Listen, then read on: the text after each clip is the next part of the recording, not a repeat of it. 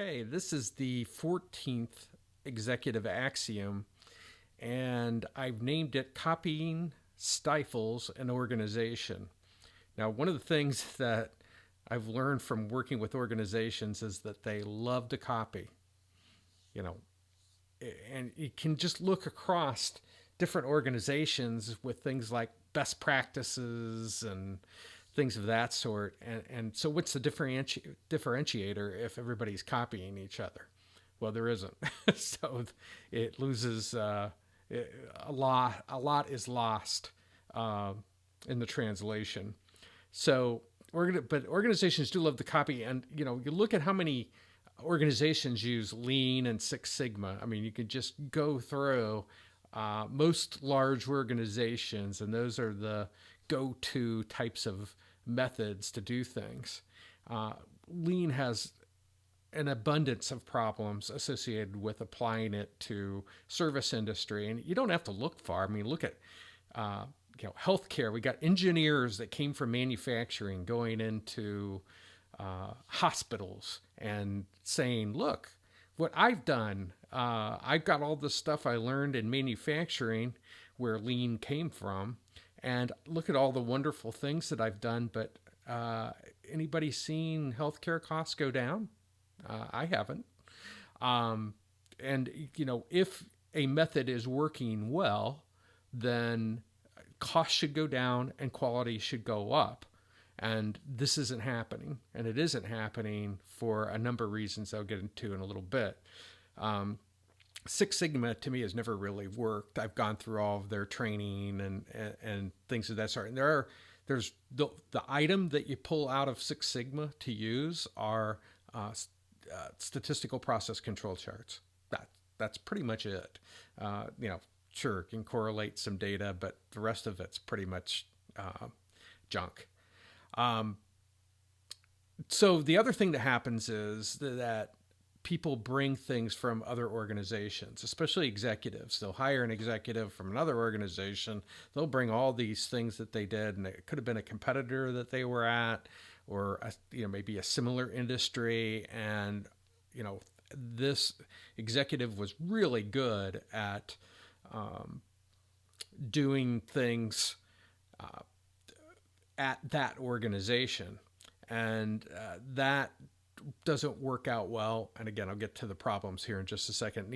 And the other thing is people copy competitors. Oh, our competitor's killing us with that new whatever it might be, and so we've got to have one of those. But nobody really knows whether they're really killing it with that thing often, other than that they have it. It may sound cool. And I've seen that over and over again in especially large organizations. And when I say large, probably 500, 1,000 people on up. So what are the problems associated with these things? Well, one, it lacks authenticity. It's like there's nothing else in the universe but, in the case of Lean and Six Sigma, but those two things, or a combination of those two things. And so people quit looking, and there's people trained in that. So they say, we got to hire somebody and they got to be certified and all of those things, but it's not getting them where they need to be. The other problem that you have is that systems are very different. So even if it's the same size company, and there's a lot of similarity, same industry, and executives will come in and they'll sit there and say, well, I'm just going to make it like where I was successful.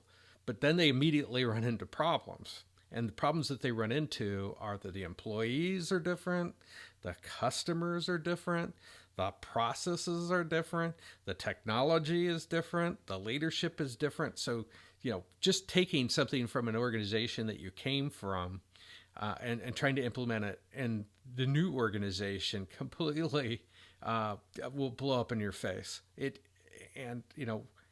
I could almost say 100% of the time, but I haven't seen 100% of the companies. So, there may be some things that are useful, but overall, what I find is when people are bringing things from other companies, they're doing it without the consideration of the existing system. The other thing that it does is it always leaves you behind the competitor that you are copying. So if you're out there copying a competitor, oh, they got this new thing, I can do this new thing. I got that new thing, let's do this thing. Well, you're going to be the one that's always going to be behind, because copying doesn't put you ahead. Innovation puts you ahead, and so you need uh, an innovation method to implement into your system to keep authenticity going. Now, caveat here: if you're going to use something from a different system, try it out on a small scale first, very small scale, and see how it goes. If it works, great. What I typically find is when you take that step is then you can make some tweaks to the method to fit the system that you're currently working in. It may be wholesale changes, they may be small changes, they could be I'm going to scrap it. So do, at a minimum, do that. If you're going to copy something, no, it's going to work before you blow up everything. Now, the 95 method is something completely different. So when we're talking in terms of what the results are, because it has been built around services industry, I get results, over 25% better than Lean and Six Sigma, because it's oriented towards service industry. They're two different things. I've worked in both. And manufacturing just has different problems than service industry. And manufacturing, you're constantly trying to standardize the work, in order to get products that are consistent with each other. So those are something very different when you run into service. You run into different types of interactions. The variety of the interactions that you get is so much greater. And because the customer's coming to you, you're not trying to build out a product that's consistent.